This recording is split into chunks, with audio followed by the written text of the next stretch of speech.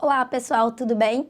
No Mais Hit de hoje a gente vai falar sobre a cultura no Brasil e sobre a Lei Rouanet, uma lei que tem sido muito debatida nos últimos meses. Bom, nessa semana, a última semana de junho de 2016, começa a Feira Literária Internacional de Paraty, a FLIP. E eventos como esse são, sem dúvida, muito importantes, mas existe ainda uma discussão no Brasil sobre a importância de se investir ou não nesse tipo de evento, em eventos culturais.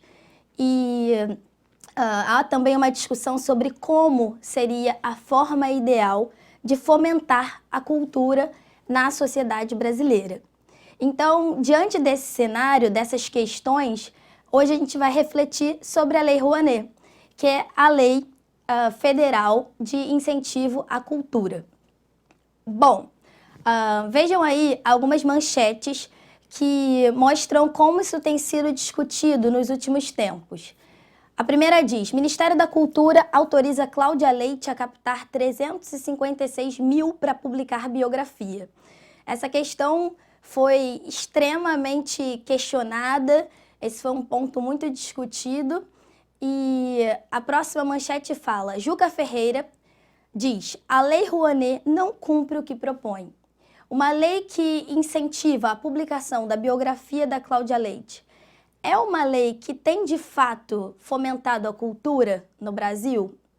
A terceira manchete fala então: não podemos satanizar a Lei Rouanet, diz novo secretário de Cultura.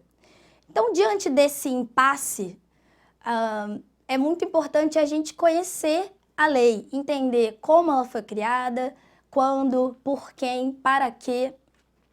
Essa lei é de 1991, do período em que o presidente era o Collor, e ela se chama, na verdade, Lei Federal de Incentivo à Cultura. E tem sido chamada também, ao longo desses anos, de Lei Rouanet, como uma homenagem ao então secretário da Cultura, Sérgio Rouanet. Vejam como ela funciona. Quando as pessoas dizem que, por meio dessa lei, a Cláudia Leite, por exemplo, poderia receber esse valor do governo, isso é uma falácia. Essa lei não se destina a direcionar verbas para determinados projetos, mas ela possibilita que determinados projetos captem recursos de empresas, pessoas jurídicas ou pessoas físicas. Nesse quadrinho aí, vocês podem conferir que o primeiro passo é o lançamento do edital que o Ministério da Cultura lança anualmente para inscrição de projetos culturais voltados para 7 áreas. Depois que esse edital é lançado, quem se interessa por propor algum projeto tem que enviar esse projeto e, caso a proposta seja aprovada, o proponente é autorizado pelo Ministério da Cultura, como vocês podem conferir aí, a captar recursos junto a pessoas físicas ou jurídicas para que elas tenham uma parte desse valor investido no projeto ou até mesmo todo o valor investido no projeto deduzido do seu imposto de renda. Os incentivadores, essas pessoas que decidem apoiar um projeto, podem ter o valor desembolsado total ou parcialmente deduzido do imposto de renda. Então, segundo os critérios que se encontram aí na tela, até 4% para empresas e até 6% para pessoas físicas. É possível incentivar mais de um projeto também. Qual é o argumento de quem criou essa lei e de quem deseja que essa lei continue atuando, continue em vigor? O argumento principal é que a cultura é historicamente desvalorizada no Brasil.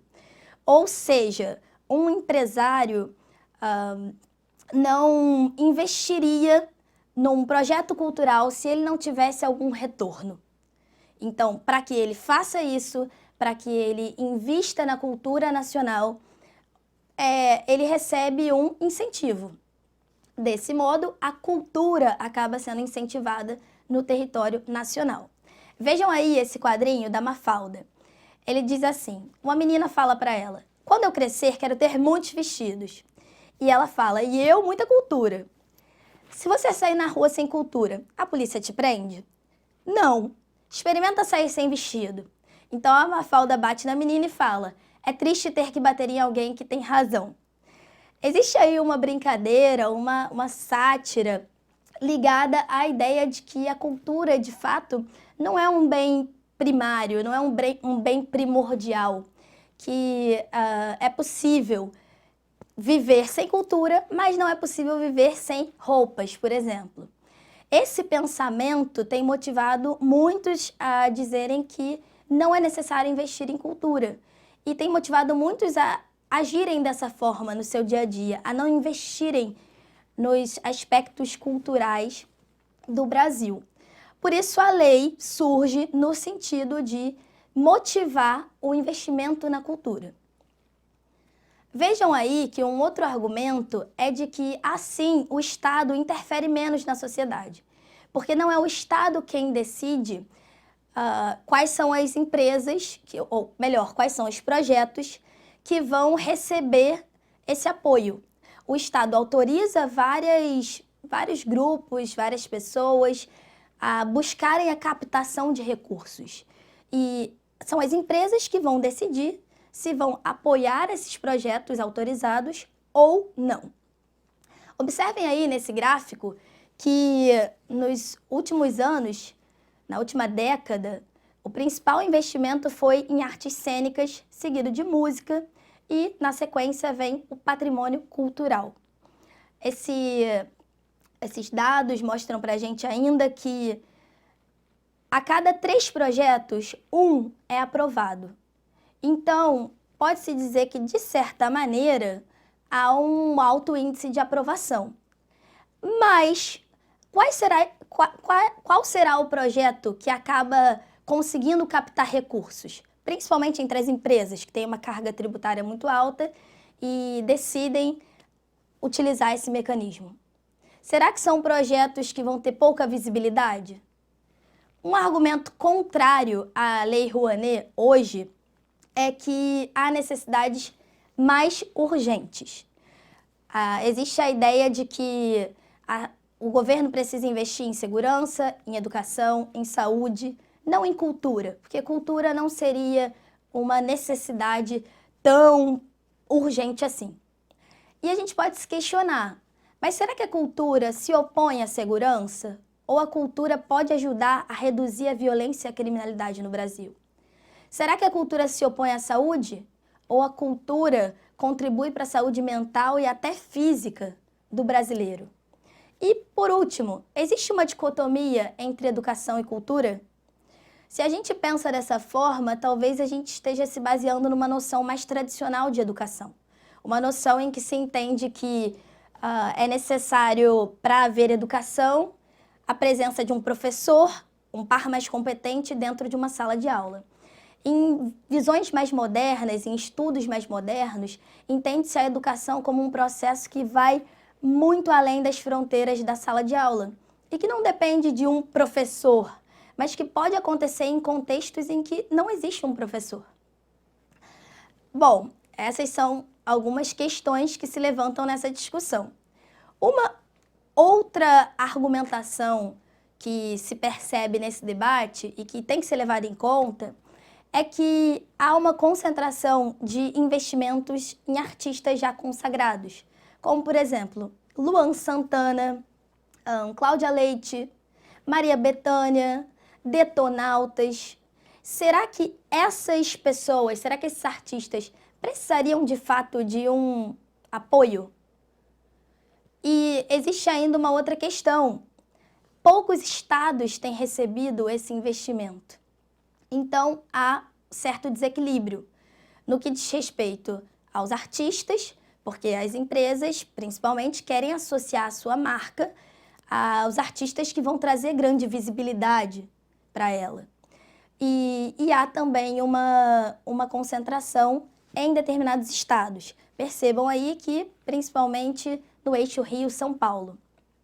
Isso colabora para a diversidade da cultura nacional? Outro argumento que a gente tem que levar em conta é que existem altos investimentos sendo feitos em eventos muito caros, como, por exemplo, shows do Cirque du Soleil, Rock in Rio, que são eventos que têm ingressos bem caros e são autossustentáveis, aparentemente. Não precisariam de um incentivo para acontecerem. Isso passou a ser até proibido nesse ano, em 2016. Vejam o que diz aí a matéria da Folha. TCU proíbe Lei Rouanet para projetos com fins lucrativos e autossustentáveis. A matéria diz: eventos culturais com potencial lucrativo ou que possam atrair investimento privado serão proibidos de receber incentivos fiscais através da Lei Rouanet. Então, nesse caso, o Rock in Rio, por exemplo, fica de fora. Há ainda uma ressalva. Existem pessoas que, na verdade, entendem que mesmo com todos esses problemas, a Lei Rouanet é uma lei importante. Mas alguns defendem que, para que a sua atuação seja mais válida, é importante que sejam criados novos critérios. Porque hoje os critérios são meramente técnicos. Para se conseguir a autorização do Ministério da Cultura para captação de recursos por meio da Lei Rouanet, é necessário que se crie um projeto adequado às normas, que esteja adequado às normas publicadas no edital, que é lançado anualmente, como eu disse a vocês. Mas, e a qualidade dessa produção cultural? E a qualidade desse projeto? Isso não tem que ser levado em conta? Alguns afirmam que sim, mas isso esbarra numa outra questão. Vejam a problematização que está aí. Como definir o que é ou não uma manifestação cultural relevante? Será que, pensando em qualidade, nós também não cairíamos numa zona muito perigosa de julgar como algo que tem qualidade, algo que talvez seja simplesmente mais próximo do gosto de alguém, ou quem sabe até da maioria, mas não existem outras manifestações culturais relevantes que também têm que ser levadas em conta e que podem ficar de fora, se forem adotados critérios relacionados à qualidade? Bem, vejam que são muitas questões. A ideia desse vídeo é ajudá-los a olhar para essas questões com um pouco mais de cuidado, para a gente falar sempre sobre os assuntos que estão em pauta com mais senso crítico, com mais conhecimento, profundidade. E essa é a proposta também do vídeo da semana que vem. Semana que vem a gente volta com outro tema e mais um Mais Hit. Um abraço!